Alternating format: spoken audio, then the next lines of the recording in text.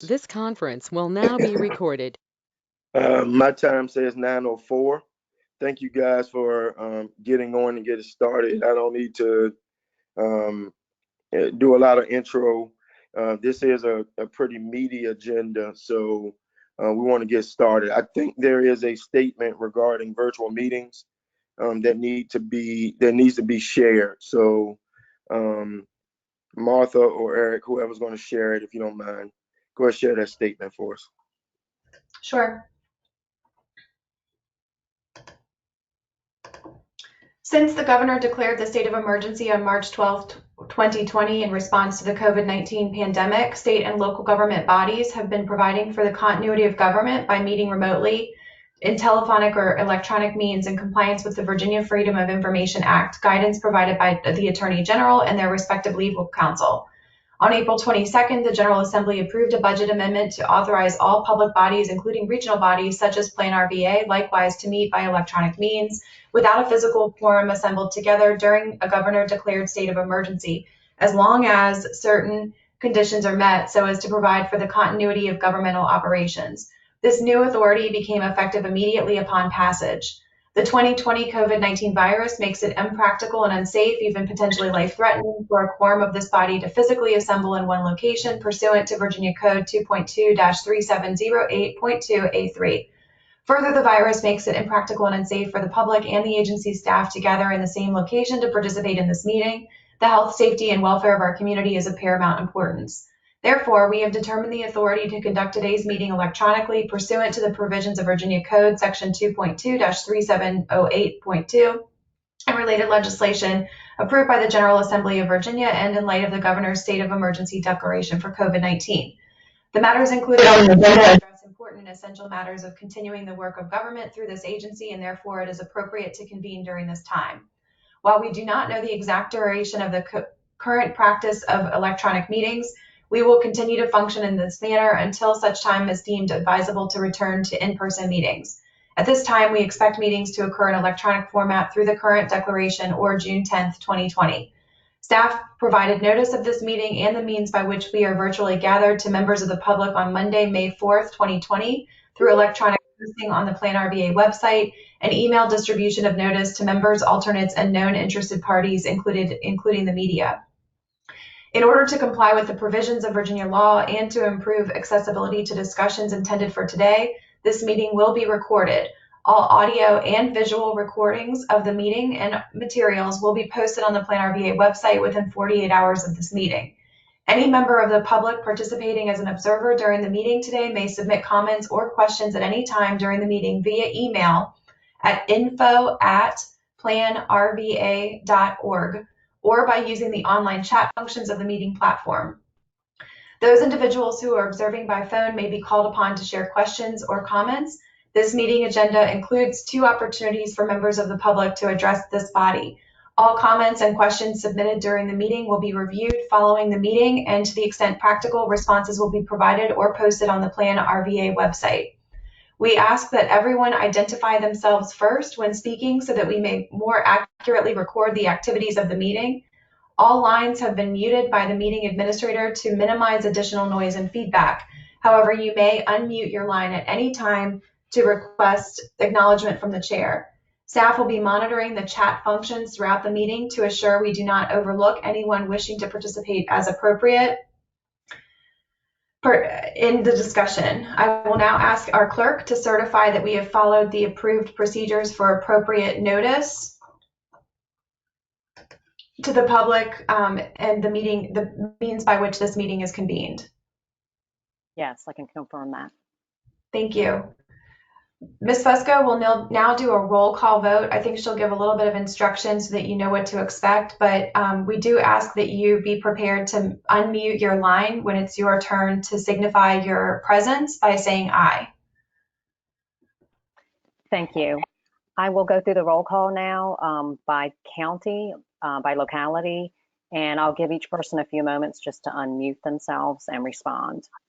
Starting with Charles City County, Mr. Coda.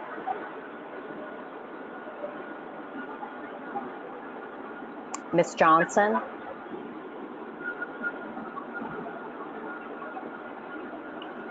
Miss Russell?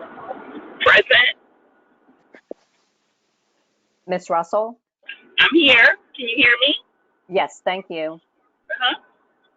Town of Ashland? Miss Abbott?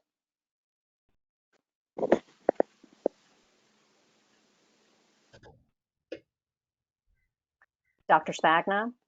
Aye. Thank you. Goochland County? Miss Lascalette? Mr. Spoonhour?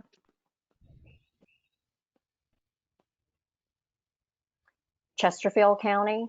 Mr. Carroll? I am here. Thank you. Mr. Davy? Aye. Miss Fry? Aye. Miss Haley? Aye. Mr. Holland? Aye. Mr. Engel? Aye. Mr. Smith? Aye. Mr. Winslow? Present. City of Richmond? Mr. Blackwood? Miss Gray? Miss Larson? Here. Miss Lynch? Dr. Newbill?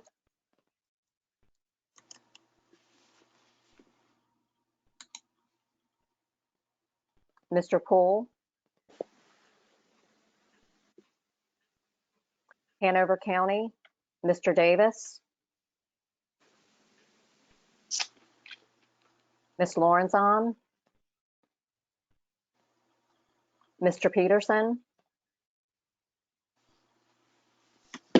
Aye. Miss Pritchard?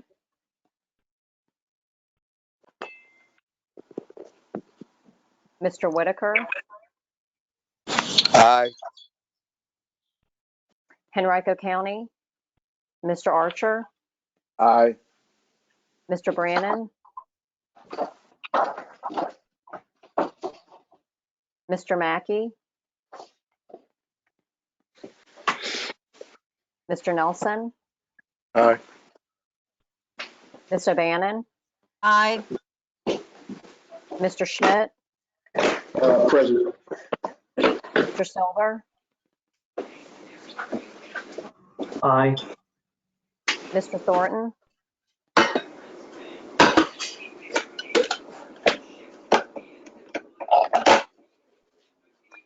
New Kent County? Mr. Lockwood?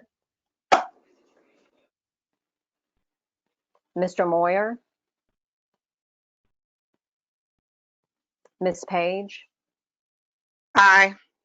Aye. Thank you. Powhatan County? Mr. Byerly? Mr. Melton? Mr. Norvig? Hi, good morning. And by the way, Mr. Melton did not run for office. He's no longer on the board, so you can scratch his name. Thank you. That completes the roll call.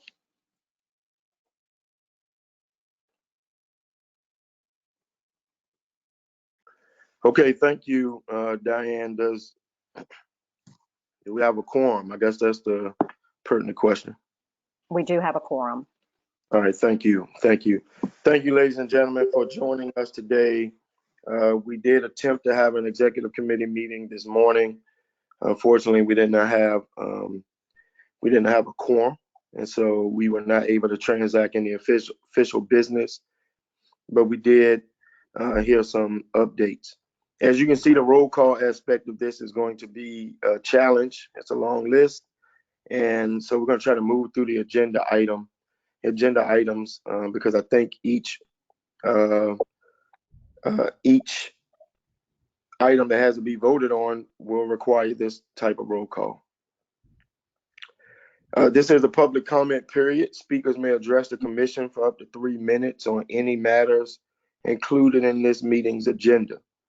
Speakers are requested to give their name, locality in which they reside, and if appropriate, the organization they represent. Members of the public may also submit comments through the chat function. Are there any members of the public who are here to make public comments today? All right, thank you. Seeing and hearing none, we move forward to item number 3, which is request for additions or changes to the order of business. Anyone have any additions or changes to the order of business for today's meeting? Mr. Chairman, Larry Nordvig here. I do have one change. Yes, sir. The next item coming up, and I think this is the appropriate place to do that. Next item coming up, the consent agenda, I would like to pull the minutes off the consent agenda because for one thing, I'll have to abstain, and I don't want to abstain from the entire thing. And somebody else may have corrections to the minutes. All right, thank you. I do know that in the executive committee, Dr. Spagna actually had a correction to the minutes. So we are going to pull the minutes from the consent agenda. Any other changes or additions to the order of business? All right, hearing none. Let's move down to number 4. And under the consent agenda, there is, we're going to pull the minutes and vote on them in a second. That leaves the rural transportation work program for FY21 and the personnel policy updates due to COVID-19. Martha, is there anything that you want to say about either one of those before we open the floor for a motion or questions? Sure. Item B, the Rural Transportation Work Program for FY21. This is a annual item that comes before the board. It is a resolution authorizing us to request funds from the Virginia Department of Transportation for our Rural Transportation Program. It supports the localities that have geographies outside the boundaries of the MPO. It's pretty straightforward. I think all of the information was included in the packet. Chet Parsons is on the call if anyone has any specific questions. The grant application does require a match of 20%, which we have planned to incorporate and have for years in our budget. Item C is the personnel policy updates due to COVID-19. These were enacted earlier this spring under guidance with Eric Gregory, but we did want the board to ratify these policies. You probably got a slip sheet earlier this week. Thanks to our team at Henrico County, they detected an error that I had made in typing the policy. I do not believe that it changes the intent of that, but I will lean on Mr. Gregory if he has any further comments with regard to this. It is a policy in part that's required by the federal government related to the relief packages that have been adopted by Congress. There's also an elective portion of this policy that relates to the expansion of the Family Medical Leave Act. Because we are an employer that regularly elects to show that benefit to our employees, we have proposed from staff that we also include the Family Medical Leave Act Plus, as it's been commonly referred to, due to coronavirus.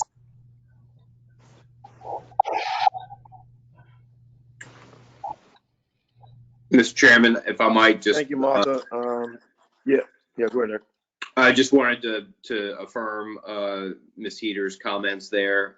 These changes are for purposes of complying with federal law recently passed in response to the coronavirus emergency. So a matter, of course. Happy to answer any questions if I can. All right, thank you. Any questions about these 2 consent agenda items? Mr. Chairman, this is Melvin. Yes, sir. I looked at this and I actually had this run by our HR over here in Hanover County, and they had a number of questions, but they were more formal. But I did have one question in there. The terms of this says this is in effect until the end of the year, I believe.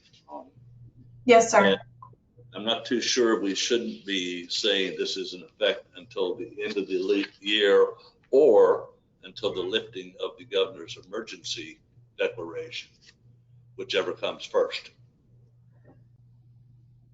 I'll defer to Mr. Gregory, but I believe that the federal requirements obligate us to have the 80 hours of leave through December 31st of this year. It is, because it's federal law, it is independent of the governor's declaration of emergency. But certainly we'll defer to Eric since he's been dealing with a number of clients trying to adopt these new requirements. That is absolutely correct, Ms. Heater, Mr. Chairman. Thank you. Yeah, Mr. Peterson, it's per federal law in compliance with the federal law provisions requiring these leave provisions. So that's a supremacy clause kind of a question there. But that's why we're adopting the end of this calendar year. Thank you. All right, thank you. Any other questions or concerns? If not, can I get a motion from the floor to accept the consent agenda items? So moved, Jim Holland, Supervisor Holland. George Second. Stagnon, I'll second. Yeah, all right. All right, motion been made by Mr. Holland, second by Dr. Spagna. All in favor say, well, nope, I gotta do the roll call, right? Do I? Yeah. Yes, sir. Do we vote first and then do the roll call, or do the roll call vote? I would do the roll call in terms of the vote, and just to clarify, the motion is to accept items B and C of the consent agenda. Am I correct about that? Correct. All right, let's do that. We can So the vote motion with is on the roll call. floor, and it's been second to accept the consent agenda items. Let's do a roll call. Ms. Russell? Dr. Spagna? Aye. Mr. Carroll? Aye. Mr. Davy? Aye. Ms. Fry? Aye. Ms. Haley? Aye. Mr. Holland? Mr. Engel? Aye. Mr. Smith? Aye. Mr. Winslow? Aye. Ms. Larson? Aye. Mr. Peterson? Aye. Mr. Whitaker? Aye. Mr. Archer? Aye. Chairman Nelson? Aye. Ms. O'Bannon? Aye. Mr. Schmidt? Aye. Mr. Silber? Aye. Mr. Thornton?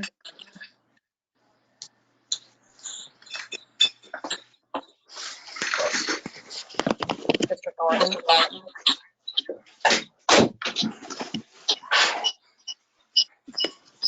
Sean Davis, mute your phone, buddy. Ms. Page? Aye. Mr. Nordvig? Aye. Thank you. All right, thank you. Motion has been passed. So you can see that the roll call is pretty tedious, and we're gonna have to do it multiple times throughout the course of this meeting. We're getting ready to do it again right now. I do need a motion. Yes. I think we added some people since we did the original roll call. You may not have been called to vote. Okay. Thank you for catching that, Mr. Peterson. Has anyone been added to this call since we did the initial roll call? Mr. Chairman, Sean Davis, my connection came up since the roll call, so I am on. All right, Mr. Davis, we're adding you. Anyone else? Anyone else been added to the call, members of the commission, since the roll call? All right, thank you. We need a motion to accept the minutes from the March 13th meeting. I do know, Dr. Spagna, you said that there was a correction there. Do you want to share that correction now? Yes, a correction to the minutes of the March 12th meeting. In the attendance portion, I was listed as absent. I was actually present, and Ms. Abbott, the alternate from Ashland, was listed as present, and she was not at the meeting. All right, duly noted. Anyone else with corrections to the minutes from the March 13th meeting? All right, hearing none, can we get a motion to accept the meeting with the amendment that Dr. Spagna just shared? So moved. Canova Peterson. George Second. Spagna, second. Thank you. All right, Mr. Peterson made the motion, second by Dr. Spagna. All in favor? Another roll call, Ms. Diane. Ms. Russell, Abstain. But I was Dr. Spagna, and I Aye. even motioned last item, but no one could hear me. And then, okay, thank you. Mr. Carroll, Aye. Mr. Davy, Aye. Ms. Fry, Aye. Ms. Haley, Abstain.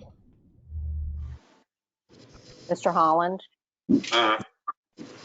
Mr. Engel, Aye. Mr. Smith, Aye. Mr. Winslow, Aye. Ms. Larson, Aye. Mr. Davis, Aye. Mr. Peterson, Aye. Mr. Whitaker, Aye. Mr. Archer, Aye. Chairman Nelson, Aye. Ms. O'Bannon, Aye. Mr. Schmidt, Aye. Mr. Silver,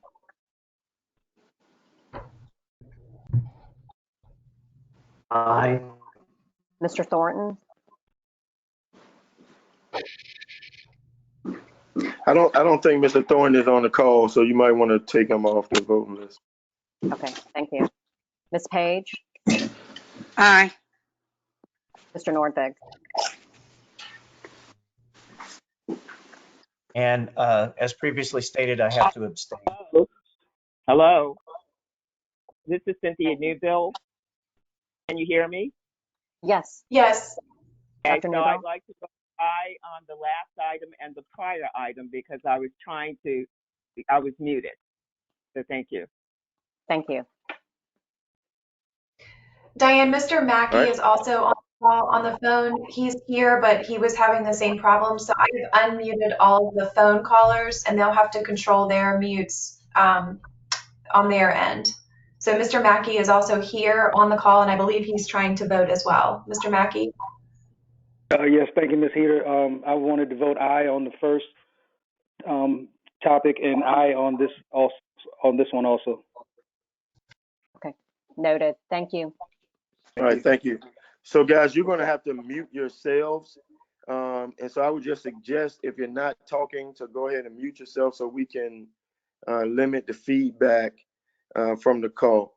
All right, let's continue to move down to the new business section of our agenda.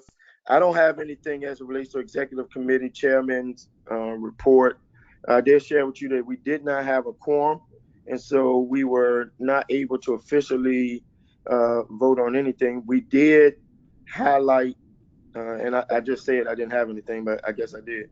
We did highlight or talk about for a few minutes some of the charter adjustments, and Eric is going to bring that back to the executive committee the next time we meet. And so most everything else that we talked about was really just kind of prepping us for this regular agenda. So I'm going to move down to the Audit, Facilities, and Finance Committee report and turn that portion over to Dr. Spagna. Dr. Spagna, the floor is yours. Thank you. I'm actually going to turn this over to staff to walk us through here, these reports. I just want to say that the committee did meet and review these reports. Net result is we're in good shape. We're making real progress towards our goal of restoring the unrestricted fund balance to $1 million. And at that, I will turn it over to staff to walk us through the report. Thank you, Dr. Spagna. There are a lot of documents in your packet this month. That is because the packet includes both February and March financial statements. As Dr. Spagna said, the results of the financial statements are positive. If you can see on your screen, I have shown a screenshot of the beginning of the March financial statements. Terry Eckhout, our finance director, is here and available to provide a walkthrough of that. Terry, I'll ask you, maybe in the interest of time, if you would just review this first page of the March 31 financial statements. This is a dashboard that we've created, and we can certainly address any questions that anyone has on the detailed statements that follow.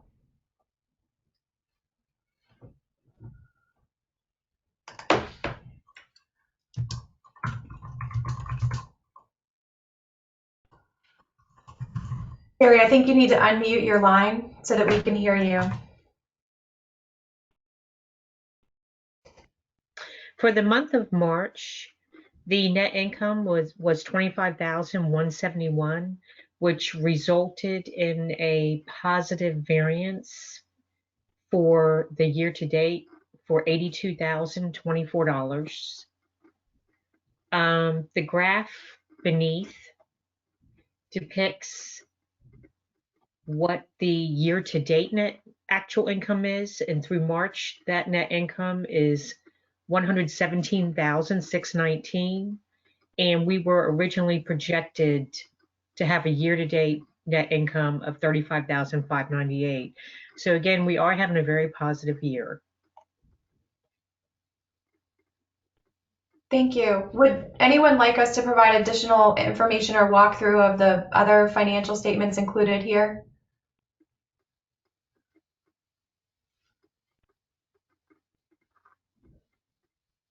If not, staff is requesting. I'm unmuted now. Thank you, Martha and Terry. I just want to note that we're way ahead of our projections. I think I want to express kudos to Martha, her team, Terry, and the committee who had the foresight to see where we are, and applaud the Finance Committee for doing such a tremendous job with foresight of unforeseen circumstances, specifically COVID-19. So I applaud you. Thank you, sir. We would be looking for a motion from the board to accept the financial statements for February and March as presented if there are no other questions or discussion items. George Stagg. All right, thank you, Martha. Are there any other questions or concerns as it relates to the Audit Facilities and Finance Committee report? If so, speak up now. If not, can we get a motion from the floor to accept this report? So moved. Second, who Commissioner Holland. Who was that for the motion made? Mr. Winslow, thank you. All right, Chris Winslow made the motion. Jim Holland second. We need another roll call. Yeah, we need another roll call, Diane. And Martha, well, I guess you can leave that up while we do the roll call. Ms. Russell?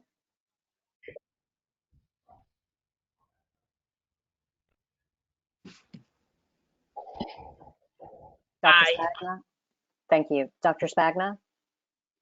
Aye. Mr. Carroll? Aye. Mr. Davey? Aye. Ms. Fry? Aye. Ms. Haley? Aye. Mr. Holland? Aye. Mr. Engel? Aye. Mr. Smith? Aye. Mr. Winslow? Aye. Ms. Larson? Aye. Dr. Newville? Aye. Mr. Davis? Aye. Mr. Peterson? Aye. Mr. Whitaker? Aye. Mr. Archer? Aye. Mr. Mackey? Aye. Chairman Nelson? Aye. Ms. O'Bannon? Aye. Mr. Schmidt? Aye. Mr. Silver? Aye. Mr. Thornton? Hey, he's not on the call. Oh, sorry about that. Thank you. Ms. Page?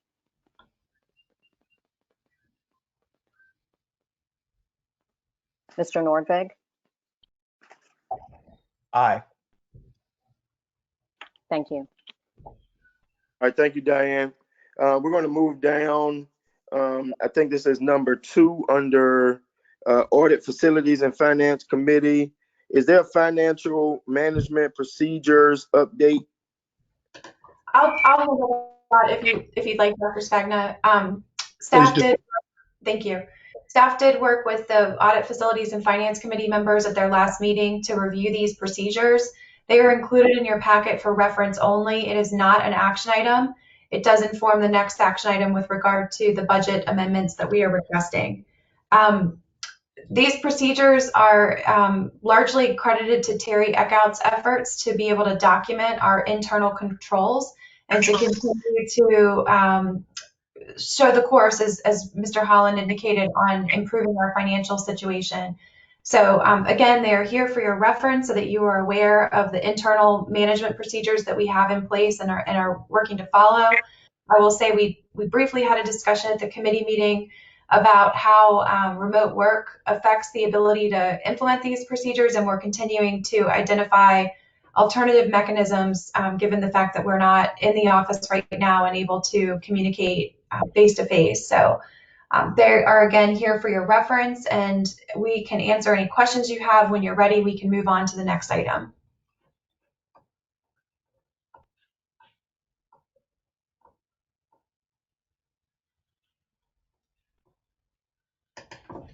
All right, doesn't sound like any questions. So go ahead and move on to the next item, which I think that was just an information piece. Go ahead and move on to the next item, which is budget amendments, and we will need to vote on that.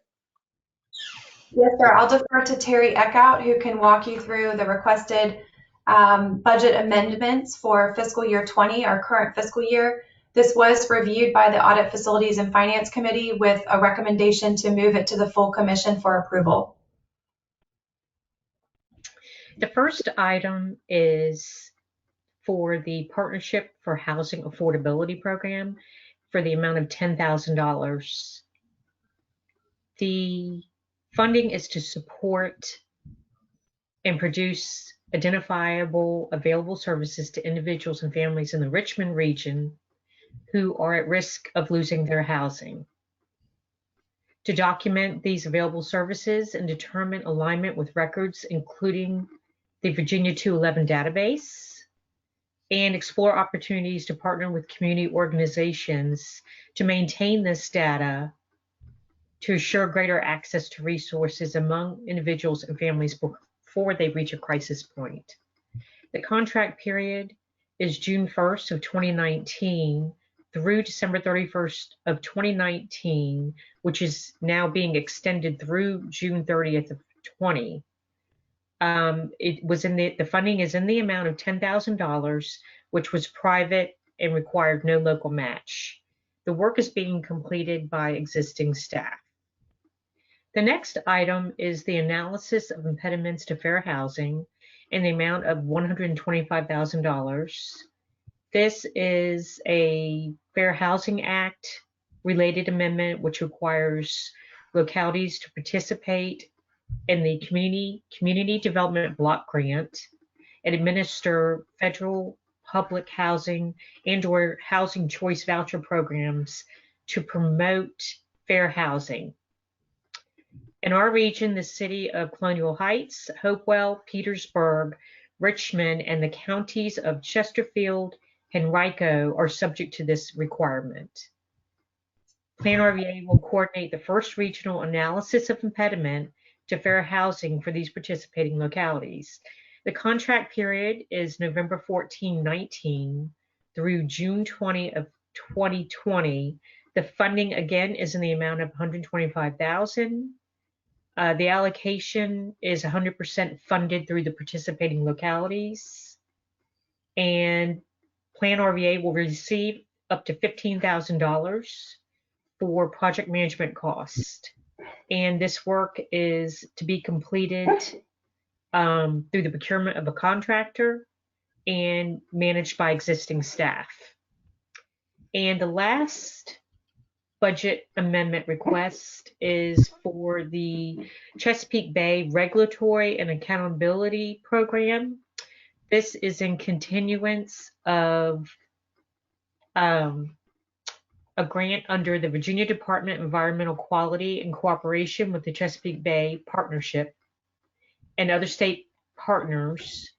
The grant funds are available through federally funded 2019 Commonwealth of Virginia Chesapeake Bay Regulatory and Accountability Program work approved by the EPA. The funds are intended to support non-MS4 localities of the Richmond region in developing strategies to support the WIP3 plan. The contract period is December 1st, 2019 through December 31st of 2020. Funding is in the amount of $65,000 with 80% federal funding requiring a 20% local match. The work is to be performed by existing staff. The requested action is a motion to advance public amendments with recommendation for approval. We weren't able to have the executive committee vote on this morning, so that language was assuming that the executive committee would also be recommending these budget amendments. We're asking for the full commission to adopt these amendments, which, if adopted, would be incorporated into future financial statements for this year. Sorry, All Terry. right, thank you. Yep. So is Terry, are you finished or you have more? I'm finished. Okay. Thank you. All right, thank you. Committee members, the floor is open for questions. Before we move to a motion, are there any questions for Terry or Martha? Hi, this is Pat O'Bannon. I have a question. Is this a reimbursement? Is that what these are? Great question. The funding from the Partnership for Housing Affordability was actually paid to us in whole in advance of the work being completed. So it was paid to us last fiscal year, held in a reserve account, and we've essentially drawn against that as our expenses have come through for that project. The other two are reimbursement based. We will be invoicing the localities for the costs associated with the analysis of impediments for fair housing. And we also submit reimbursement to the Department of Environmental Quality for the Chesapeake Bay Regulatory and Accountability Program. All right, thank you for the question, Ms. O'Bannon. Any other questions from my fellow commissioners? All right, good. Hearing none, is there a motion from the floor to approve these fiscal year 2020 budget amendments? So moved, Mr. Chair. That was Dr. Second. Newby and Mr. Yeah, Norton. Yeah, it was Larry Nordvig that seconded.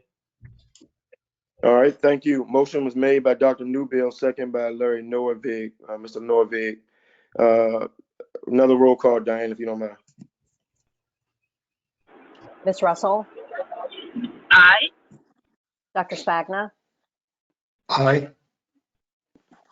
Mr. Carroll, Aye. Mr. Davy, Aye. Ms. Fry, Aye. Ms. Haley, Aye. Mr. Holland, Aye. Mr. Engel, Aye. Mr. Smith, Aye. Mr. Winslow. Aye. Ms. Larson, Aye. Dr. Newbill, Aye. Mr. Davis, Aye. Mr. Peterson, Aye. Mr. Whitaker,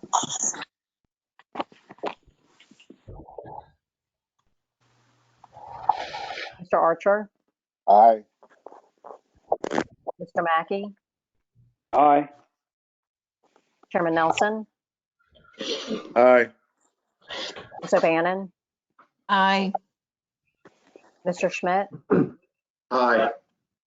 Mr. Silver, Aye. Ms. Page, Aye. Mr. Norvig. Aye. All right. Thank you. Thank you, Diane, Diane, for Diane. that. Excuse me. Yes. This is Randy Whitaker. I was having a difficulty getting my mute button off. I add that motion too. Thank you.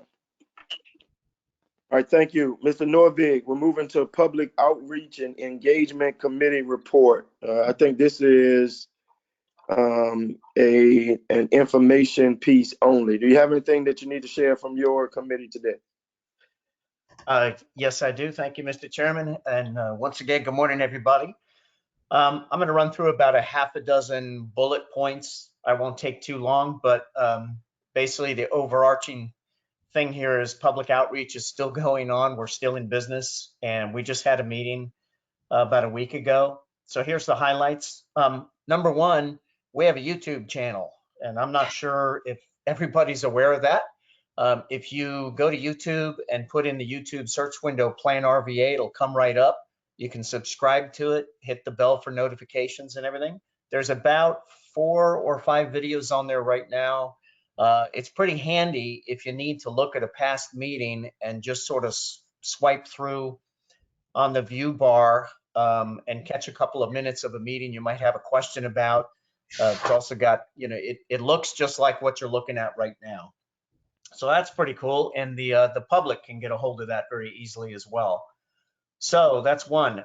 Two, just as a reminder, these subcommittees, and if there's an ad hoc committee meeting and you have less than 10 people, you can actually physically meet in the same room. And we discussed, our conference room is so huge and the table's so large that if audit committee, our meeting, whatever, there is that possibility of meeting physically. You just have to make sure you don't go over that 10 number. Another thing was, in fact, Martha, I may call on you to fill in a gap here. There's a website called togetheroneregion.org, I believe it is. And you, Martha, you may want to talk about the NBC 12 connection. This is pretty cool stuff. So Martha, I'm going to defer to you on that. You want to bring that up? Sure. Our region's Emergency Management Alliance of Central Virginia. These are the emergency management coordinators in each of your localities, as well as those around the Central Virginia VDEM region, going from Caroline County down to Emporia, Louisa to the west over to Sussex on the east, have all been working together for the last couple of years to conceptualize how we could pull the community together in the event of a disaster or crisis. We've been working with the Community Foundation over the last 2 years to set up a fund that would enable private donations to come in the event of a disaster. And so the pandemic created an unfortunate opportunity to be able to activate that fund. And so earlier in March, we were able to activate the fund with the Community Foundation. We launched, as Mr. Nordvik said, togetheroneregion.org. Through that site, channeling donations to the United Way, as well as directly to the Community Foundation, and leveraging corporate donations, we've been able to raise about $5.5 million for the region. It's been a very exciting opportunity to be able to pull a lot of different groups together to be able to mobilize financial resources, but also in-kind resources during this time. We've been working with the Central Virginia Incident Management Team, the Emergency Management Alliance, the Community Foundation, their partners, United Way, as well as many, many others, to be able to direct these financial resources to community-based organizations providing on-the-ground services in your communities. I think our staff report highlights a little bit of how those dollars have been allocated so far. Roughly about $2.5 million have been allocated thus far, and an announcement went out yesterday for how the remaining dollars will be allocated to support local governments' recovery efforts through the course of this pandemic response and recovery period.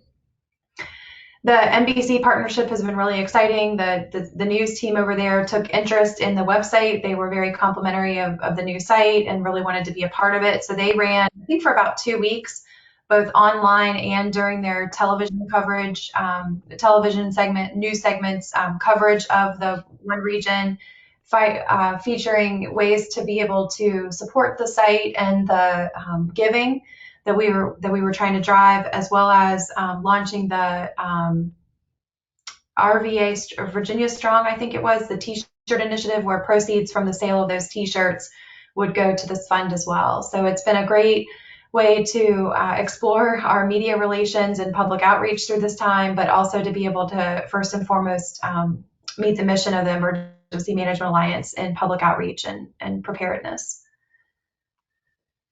Back to you, Mr. Nordvig. Thanks. Yeah, that's pretty exciting. So how does that apply to members here at PlanRVA? A couple of things. It's pretty exciting to be able to make a direct difference at times like this. So promoting the website togetheroneregion.org in your localities is a way that you can help connect these organizations and the public to actually donating money, which winds up in a really good place trying to fight this thing. So what I did is I emailed the person in charge of our website for Powhatan County and said, hey, would love it if we could highlight togetheroneregion.org and put that up on the Powhatan County website, social media, etc. And so that's in action right now. And that's something that everybody could do at your localities. Okay, thanks, Martha. And the next point, we discussed social media policies. Since PlanRVA is getting out there a bit more in social media, we came up with some policies and briefly discussed those. And all that is just kind of the rules for our, for example, a Facebook page. We don't want comments that have profanity. People are not going to be allowed to promote their political candidacies. You can't obviously promote illegal activities. So those kind of things are mentioned in the social media policies that we looked at. What else we've been up to? Public outreach, the new member orientation. So right before all this COVID mess started, way back in January, with the new members that were elected last fall, we came up with a way of giving them an orientation and also reaching out with a paired member, kind of a wingman idea. And actually that's kind of coming along. I just reached out to my wingman this week, and we've been going back and forth on email very recently. And we're agreeing to get together, I think. And then another thing is you can submit your bio and a headshot, and we can highlight you on PlanRVA's website, which of course would also go to your website. And just you can give your take on what PlanRVA does, what your part in it is in it, your ideas for the future, all kinds of things. So it's an opportunity for you to connect directly with your constituents and your involvement with PlanRVA, and let them know that you do this because you're spending time here. Okay, so that's another thing that you can actively do is reach out to your paired member. If you don't have one and would like one, I'm sure we could arrange that. Anybody is welcome to take part in any kind of orientation. And if you want to get your bio and headshot into the staff, please do so. Okay, upcoming schedule, and I'm almost done here. Things that the outreach committee has going on, looking toward the future, is kind of, well, continuing with our plan, but basically doing training, software, subscriptions, professional services. We got our hands in some things there. Identify a list of speaking opportunities. Unfortunately, direct speaking opportunities is going to have to wait until the fall. We were hoping to do that in May, but because of all the COVID, speaking opportunities will probably be coming your way in September. And another thing we're doing is developing a newsletter strategy. So bottom line, we got things cooking. We have not shut down during this period. We're actually moving ahead. We're scheduling our next upcoming meeting. And last thing is, you've already experienced it this morning. We looked at the draft for the procedures for the electronic meeting. The statement that you heard at the beginning of the meeting is basically what we looked at in our public outreach meeting. If anybody has any major difficulties with it or any large changes they need to make, please contact the staff with that. All of that has to be reviewed by Eric for legal reasons. Again, a lot of it comes from the feds. Some of it comes directly from the executive order. So that's another thing we did, was looked over the electronic meeting guidelines. And I think, Mr. Chairman, I think it's on the agenda. This is more than informational, that the electronic meeting, I think they're actually requesting action to approve the electronic meeting procedures and guidance documents, if I'm not mistaken. And with that, I'll turn it back over. Thanks for your attention, and public outreach is hopping. Thanks. Martha, let me know. Thank you, Commissioner Norvig. Is this an action that we need to vote on? CPO did take action last week, and we would like for the board to take action as well, just so that we have clarity on the procedures that we're going to follow. I've moved it to the actual section that describes those procedures, if anyone's following along in there. So a roll call would be helpful, but it is the last roll call. All right. Sounds good. Thank you. Can we get a motion and a second? So moved, Sean Davis. Second, Patricia Page. All right. Sounds like Sean Davis made the motion. I think Pat O'Bannon got in a second before you, Ms. Page. So Pat O'Bannon got the second. Go ahead and do a roll call for us, Diane, if you don't mind. Okay. Ms. Russell? Aye. Dr. Spagna? Aye. Mr. Carroll? Aye. Mr. Davey? Aye. Ms. Fry? Aye. Ms. Haley? Aye. Mr. Holland? Aye. Mr. Engel? Aye. Mr. Smith? Aye. Mr. Winslow? Aye. Ms. Larson? Aye. Dr. Newbill? Aye. Mr. Davis? Aye. Mr. Peterson? Aye. Mr. Whitaker? Aye. Mr. Archer? Aye. Mr. Mackey? Aye. Chairman Nelson? Aye. Ms. O'Bannon? Aye. Mr. Schmidt? Aye. Mr. Silver? Aye. Ms. Page? Aye. Mr. Nordvig? Aye. Thank you.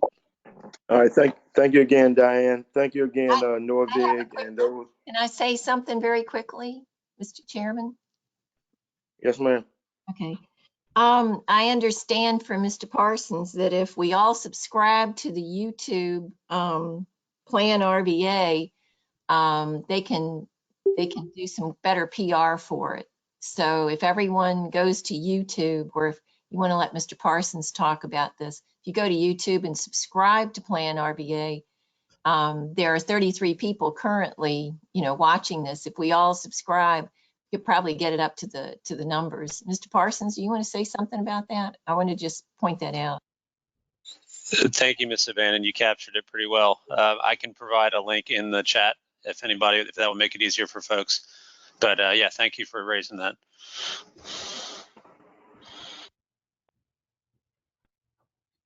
Chet, go ahead and do that if you don't mind. And maybe Martha, you and the team can send out an email to all of us. That will include the people who are not on the meeting call, who also can subscribe, so we can get the numbers up. Yeah, with YouTube, the higher the numbers, the more you can do. So I think we are down. We moved down to item number 6, which is the executive director's report. And so, Martha, I see a couple bullet points under there. I'm just going to ask you to just go ahead and move through your report in its entirety. Okay, great. The first thing is the environmental and intergovernmental reviews. Mr. Davey, I'm not sure if you wanted to make a comment here, but we did have communication with him earlier in the week about some additions that we'll be making to that report in future months.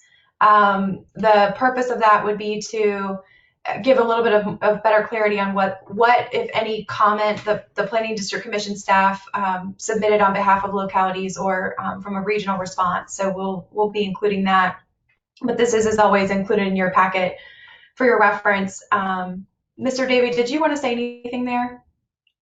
Just thank you for pointing that out. My understanding is what you and staff explained is that you typically reach out to the jurisdiction that the project is located in first, and then based on the communication you have with a particular jurisdiction, then you either choose to or not choose to comment. Is that correct? Yes, sir, that's right. So I think it would be just helpful to document for the rest of the commission those actions with each one of these projects. Absolutely. We'll include that in future summaries. Moving on, the staff report is included in your packet. I'll just, as Mr. Nelson asked, hit some highlights. We have been, as a staff, working in a remote capacity since March 16th. Have certainly, as you can tell even from today, have been working through the growing pains of what that looks like. Our staff, as you probably can imagine, is accustomed to being in the office and having the chance to see and talk to each other on a daily basis. I would like to recognize everybody on our staff for just the tremendous flexibility that they have exhibited during this time.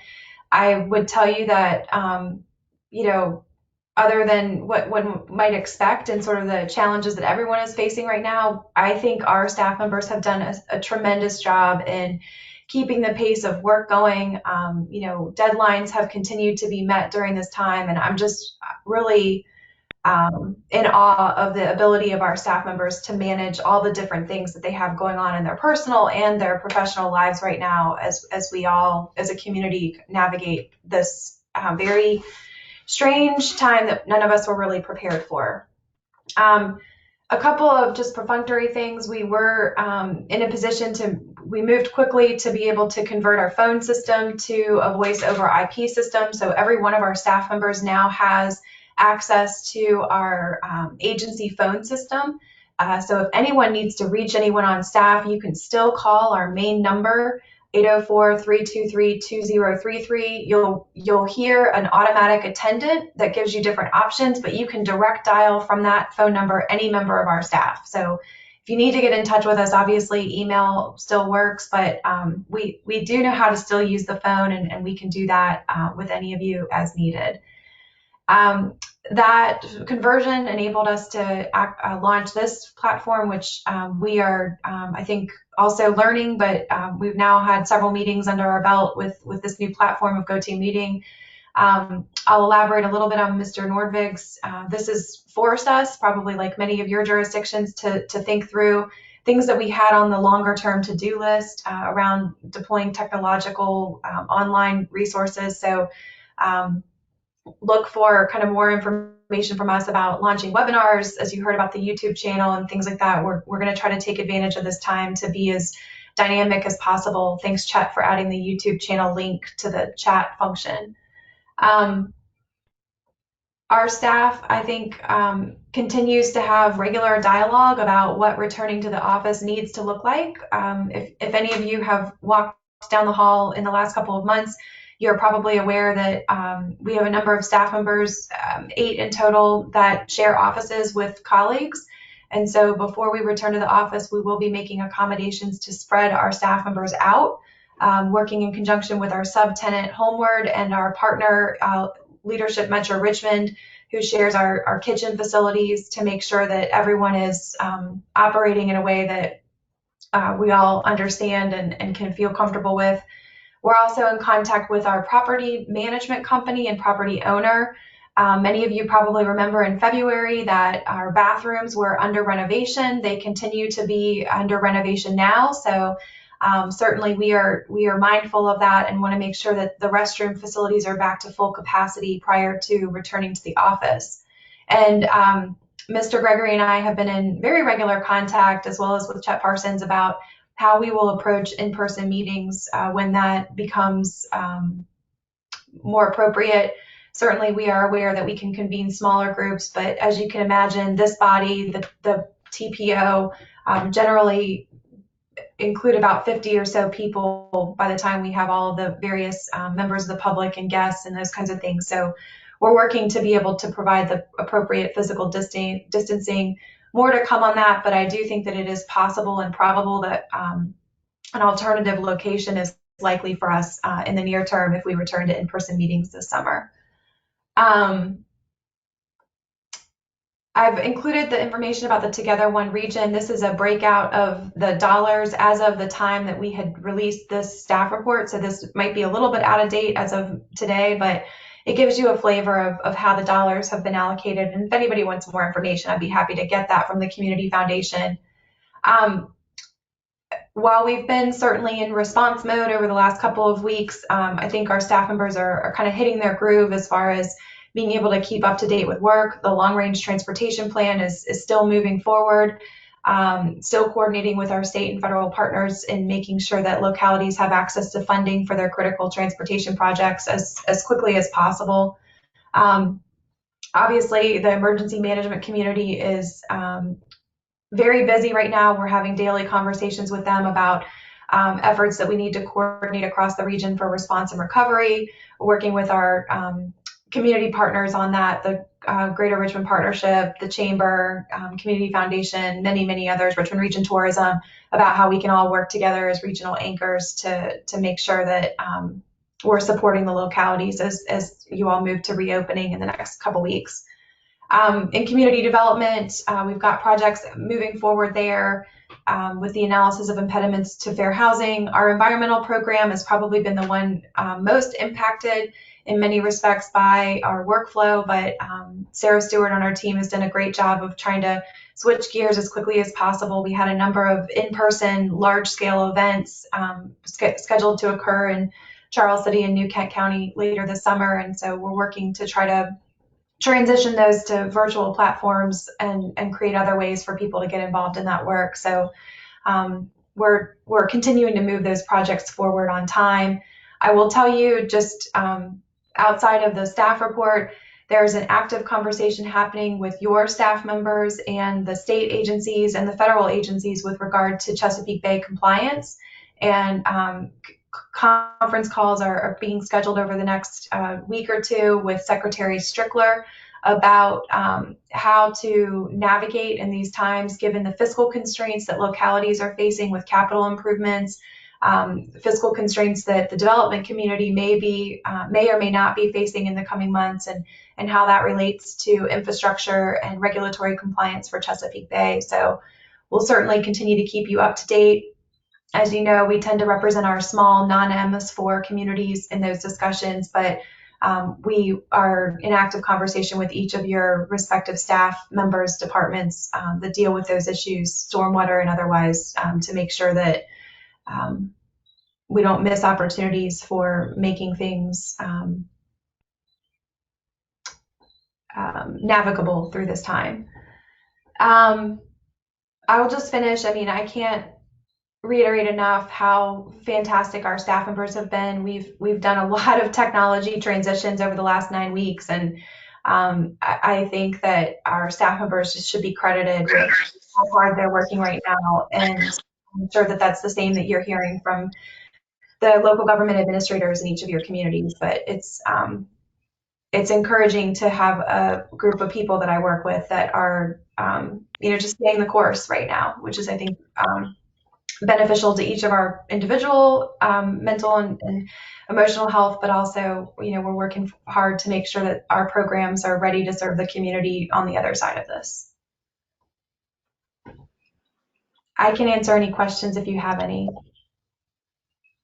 All right, thank you, Martha, for those updates. I want to ditto what you said and shout out to staff, those who are on the call right now, and those who may not, if you can pass along the sentiments of our commission, that we are appreciative of everything that you guys are doing in a time that we have never faced before as a country, as a Commonwealth, and as locality. So thank you for staying the course for the work of our Planning District Commission and all of you staff persons who are on the call.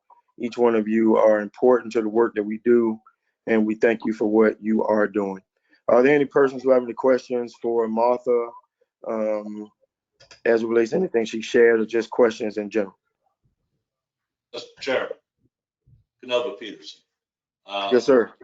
One of the things I think Martha talked about extensively is under the conditions, communication is so important. It would be very helpful to me, and I think probably to all commission members, if we were provided a contact directory of all commission members, as well as the staff, upper staff, key staff members, I should say. I can do that, absolutely. Thank you. Diane and I can work on that together and get that out as soon as possible. All right, we've got that request, Mr. Peterson. Anybody else who has any other questions for Martha? Now is the time. Mr. Chairman, Larry Nordvig, I do have a question. All right. Martha, and I'm looking at the agenda packet, page 19. And I know we've already covered this topic, but it just sort of struck me, the COVID-19 childcare or sick leave authorization form on pages 19 and 20. Yes. Are you with me there? Yes. Okay, it has what could be considered private medical information on there, and it does have the name of a minor possibility listed there. So I know that PlanRVA can keep that information private. I'm thinking about HIPAA rules here. And do we need to have employees sign some sort of release form, and maybe Eric, you can chip in on this. I'm just looking at this form like, wow, there's some private medical information on there, and there doesn't seem to be any permission given, any release form by the employee. Do we need that? Thanks. Thank you, Mr. Norvig. I'd be happy to check with Martha about that, and we can address that. Thank you for bringing that up. Okay. Yeah, thank you. We'll follow up. I will just share that this form was not developed by us. We received it as a template from the VRSA, the Virginia Risk Sharing Association. That's our insurance carrier, and they provide, for those of you that might not be members, they provide a host of information with regard to liability and compliance. So yeah, we'll get our heads together and make sure that we're not inadvertently. Eric and I have definitely, we want to tune into that. Okay, thanks. Yeah, and I'm positive that we're allowed to hold that information and with reasonable privacy. I just don't know if we need the permission to do that. That's all. Understood. Thanks. All right, Norvig, thank you for that question. Any other questions for Martha before we move on? All right, we're hearing no other questions. Is there any other business that needs to come before the commission? Any other business? All right, now we are on our agenda. We see public comment period again. So I do want to open it up if there are any members of the public who did not get opportunity to speak to the board earlier in our meeting. You can have the opportunity to do it now. Speakers may address the commission for up to 3 minutes on any matters relevant to the body. Speakers are required to give their name or requested to give their name, locality in which they reside, and if appropriate, the organization they represent. Members of the public may also submit public comments through the chat function. I don't think we have received any public comments through the chat function. Are there any members of the public who are here and would like to speak or like to address the commission at this time?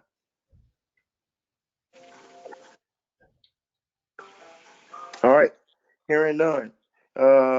Before we adjourn, are there any commissioners who have any comments that they want to share before we officially adjourn this meeting? Any commissioner comment? Mr. Chairman, this is Chris Archer. Yes, sir.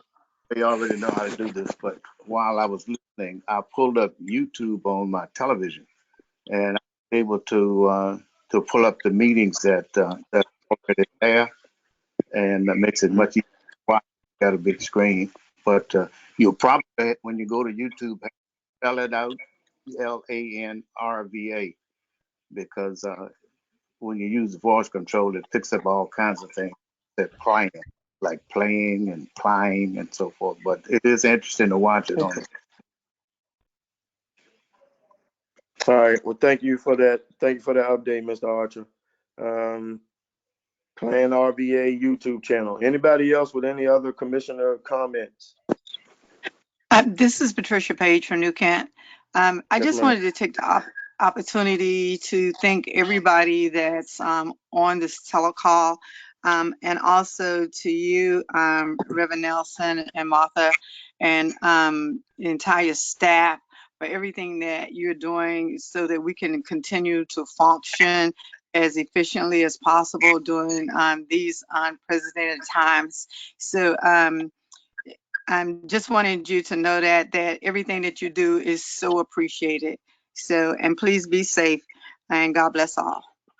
Yeah. All right. Thank you for that, Ms. Page. Again, shout out goes to our staff.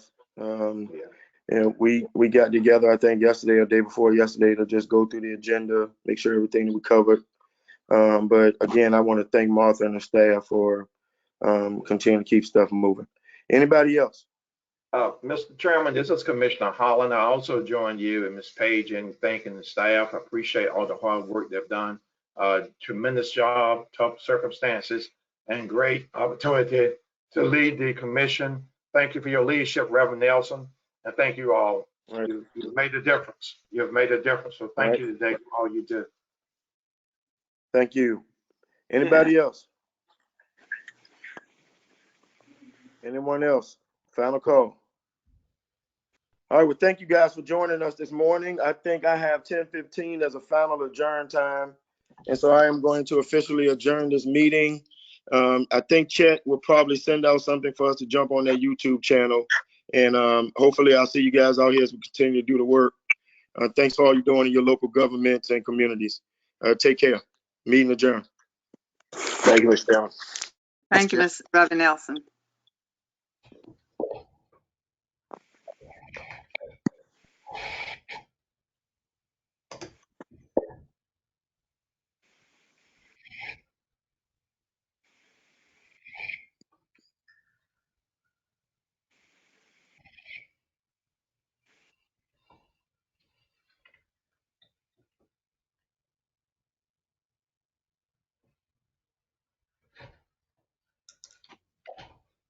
I think I'm going to end it. Okay.